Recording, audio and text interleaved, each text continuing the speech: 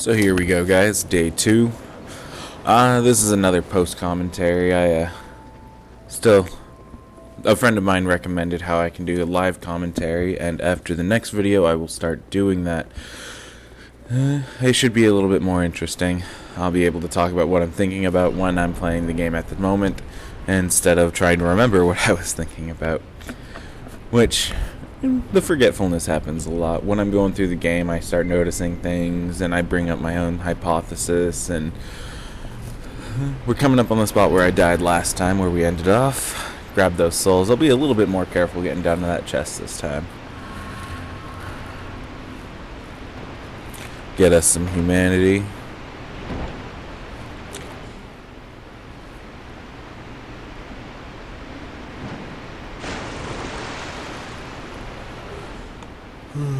I always take that jump. It's a little...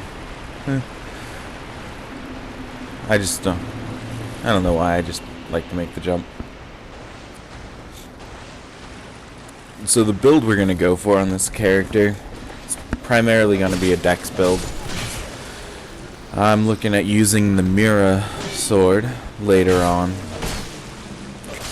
And because of this experimentation with the dual wielding without power stancing, so just alternating attacks between the two, I'm thinking about trying to dual wield the Mira sword with the Royal Dirk, because they look very similar, and honestly both weapons look really cool to me. But if given the opportunity, doing some research into Scolar on my other character, I might try to swap it up to the Forlorn Scythe. Put some bleed on, or put the bleed stone in there, upgrade it to 5, and the thing has like a B scaling in dex and a B scaling in dart, along with like 230 bleed application, which is utterly ridiculous. And the thing looks cool too, so if I get my hands on that, it's that's what I'm going to be using.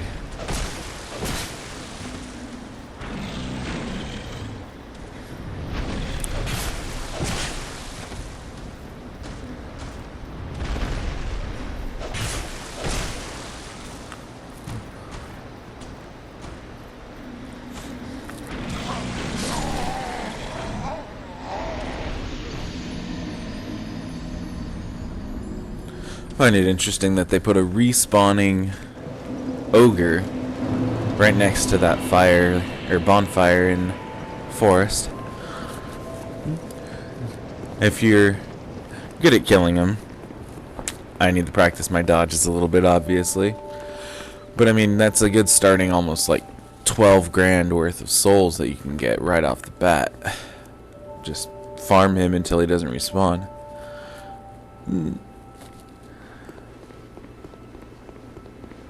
I was eating breakfast when I was recording this, so if you see me stop randomly like that, it's probably because I was getting a bite.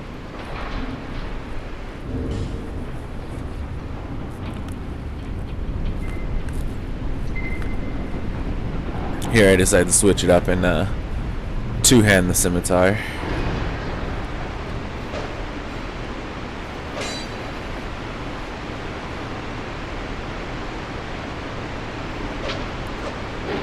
It's been a while since I played, so I was trying to remember what the power attacks were.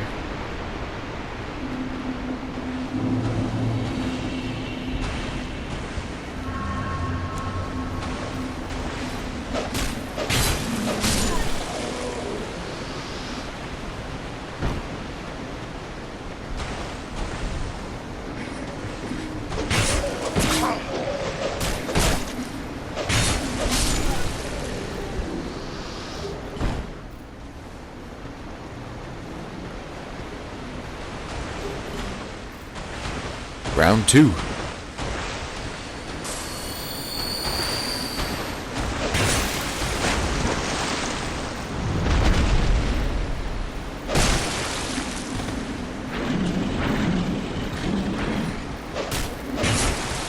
I'm fairly certain I get him this time.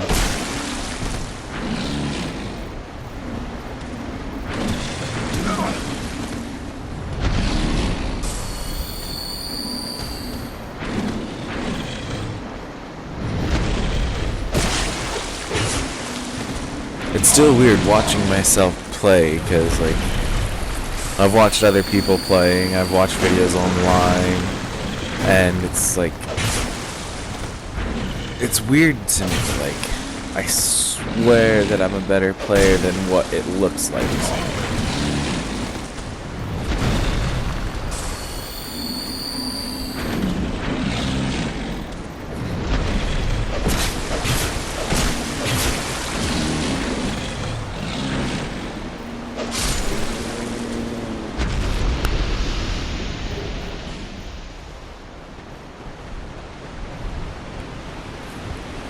Here we got the bonfire.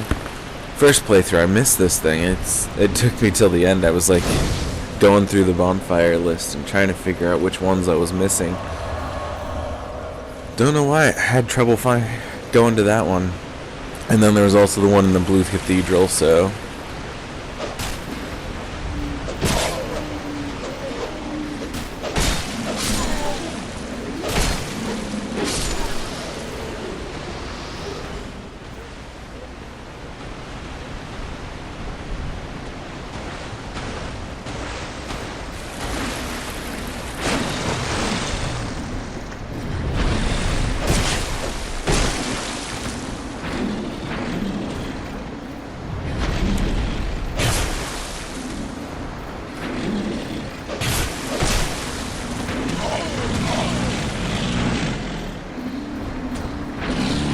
dodged a little bit early there.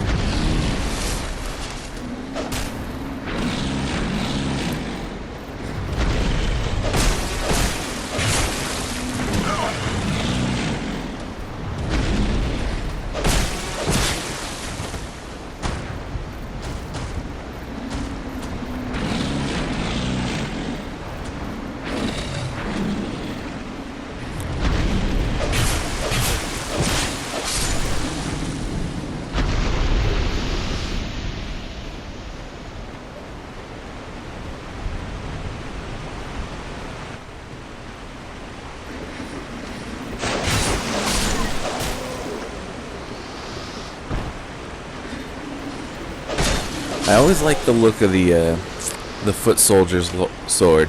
It's got a really cool look. I like the how the cross guard one, the back end of it goes up with the bottom or front end of it going down. I've always liked that look on the cross guards. I just wish the sword was a little bit better.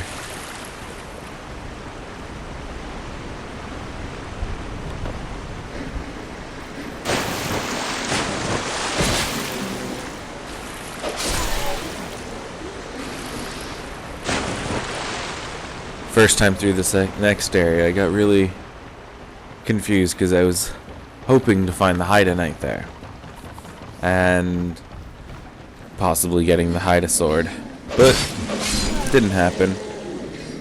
Instead, there's just a lot of foot soldiers, and then I got surprised by the guy throwing firebombs at me from the top.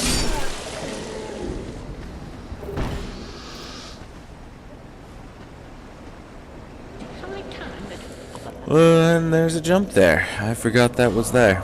I apologize for that. I'll get better with working with the PlayStation 4's share screen. I lost I apologize ahead of time, but I lost pretty much all of the Lost Bastille from the first bonfire after the pursuer fight up to the Ruined Sentinels. Didn't kill the Ruined Sentinels, but up to the Ruined Sentinels, including a forlorn fight, I lost maybe a good 10-15 minutes of footage there, and I profusely apologize. So what I'm going to do with that is, it'll be after after the next video, I'll just go through Hyde's Tower of Flame. There's stuff I want to talk about there anyway. Go through No Man's Wharf, always like that place, and we'll take the back entrance into the Lost Bastille.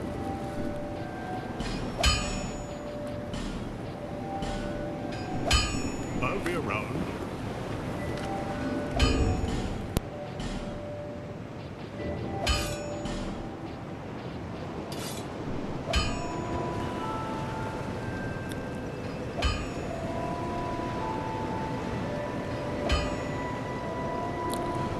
Also, I'm trying to decide whether or not I should do this, but I was contemplating going into the Champions Covenant.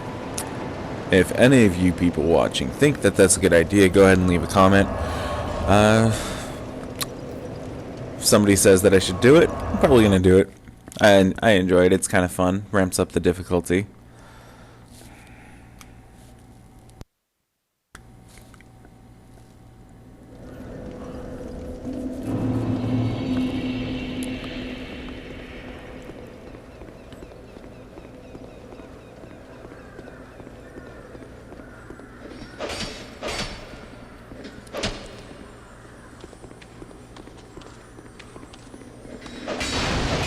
They moved a couple of the bugs around.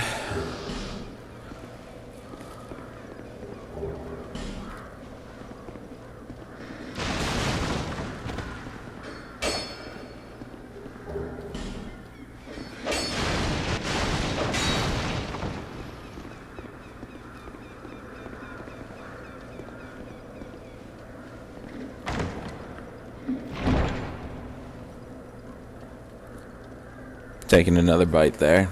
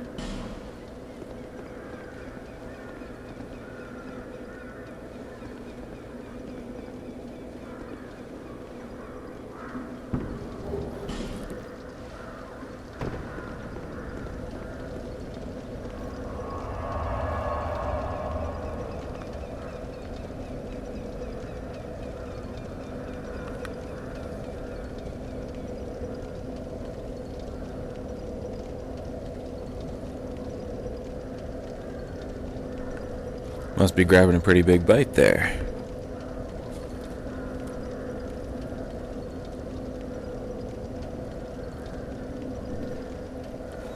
And back to the action.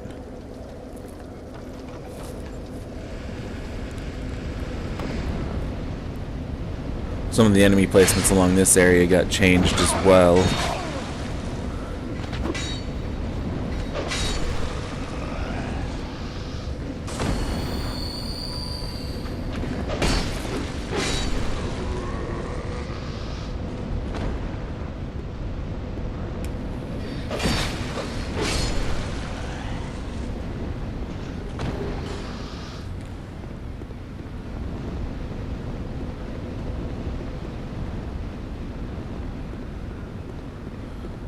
Yeah, the other day I was watching someone do a newer playthrough of Dark Souls 1, and it made me happy to see everybody's ghosts going around, the blood stains. I'm really happy the game is still going and people are still playing it. Easily one of my favorite games ever. I logged so many hours on that game.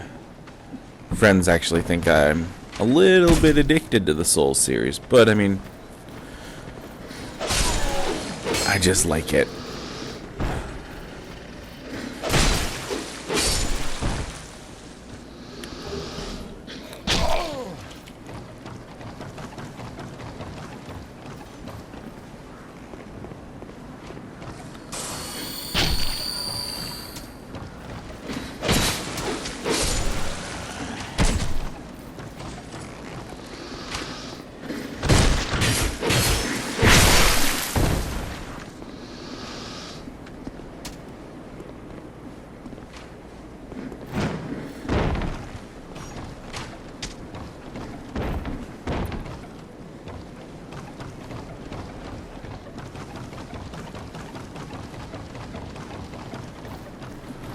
So we are going to attempt the pursuer fight here in the alternate location available.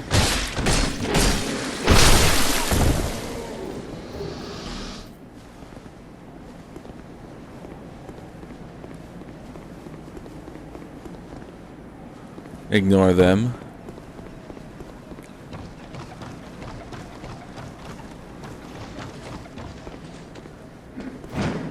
Almost missed that jump there.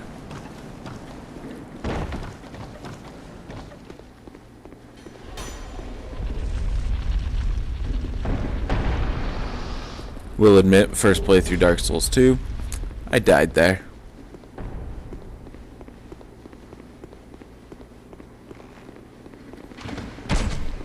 Bad dodge.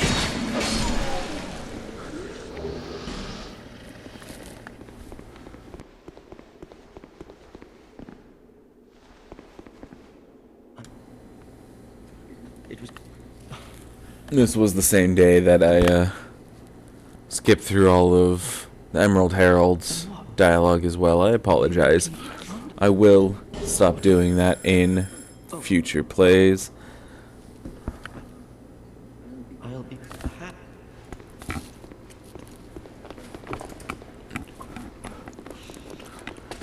We just talked to him enough so that he'll give us the key to the house, and enough to get him to go back there eventually.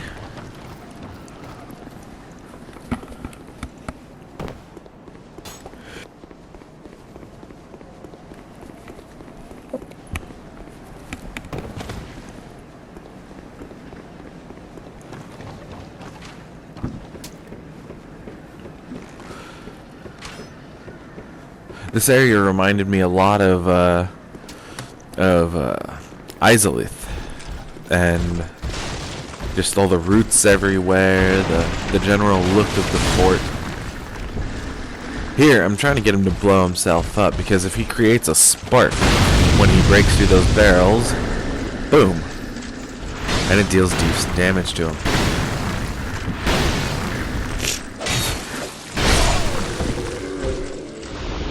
And that was a fucking close one.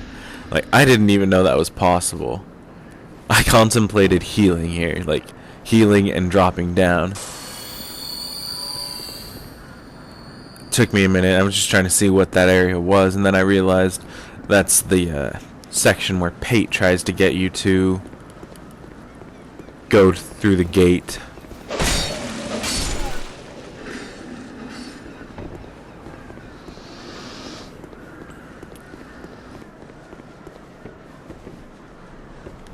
Gonna go get our stuff.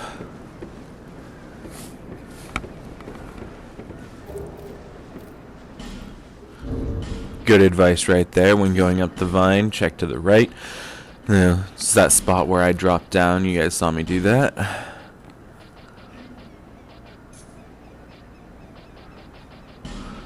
Setting myself up with a couple of healing items and a couple of damaging things, because we're about to try and fight the pursuer. Take this guy out first. We don't want him throwing bombs at us while we're fighting. That kind of hurt a little bit.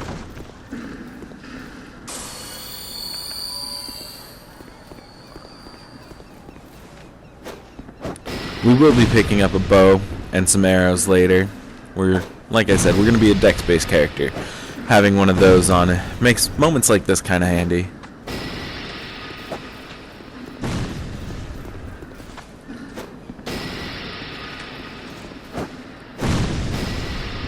Maybe if this series does well enough, I'll do a more strength-based character.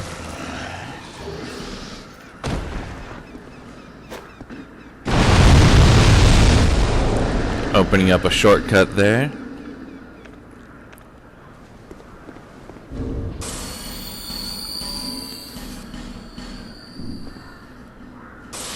Contemplated resting up first, but decided against it because I didn't want to have that firebomb thrower respawn. And here we go. Get a little bit of extra damage there.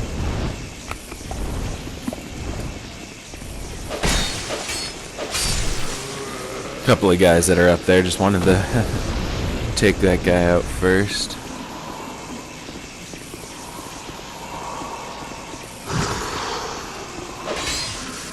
If you get hit by that attack, see when the blade is glowing blue, you get hit by that, he picks you up and he curses you. And it makes it where he has range, his attack range is not the length, but the variety of attacks goes up because he starts throwing out spells and they're homing on you because you're cursed. It gets quite annoying, so try to always dodge that one. For a minute here I thought I was gonna die. I just got so lucky that I didn't die there. My preferred method of fighting him is drawing out that dashing attack. As you can see, I baited a lot.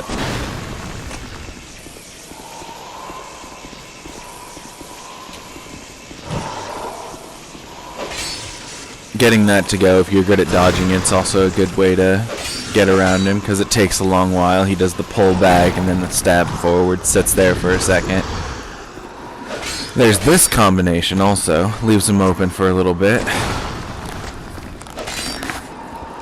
If I remember correctly, you can parry the pursuer and other pursuers throughout the game. I'm just not very confident with my parrying skills to give it a shot. Maybe if I had like the target shield or the parrying knife, gives me that little extra time on it.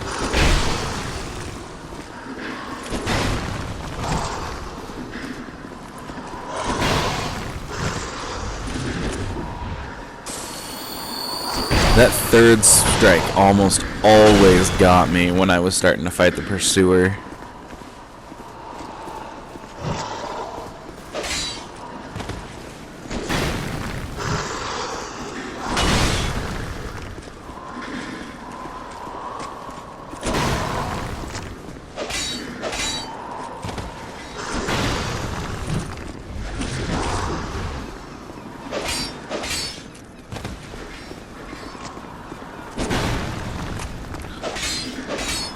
Started getting a little bit more confident there in the end because I still had some heals left. He's almost dead. Tried keeping myself from getting too cocky.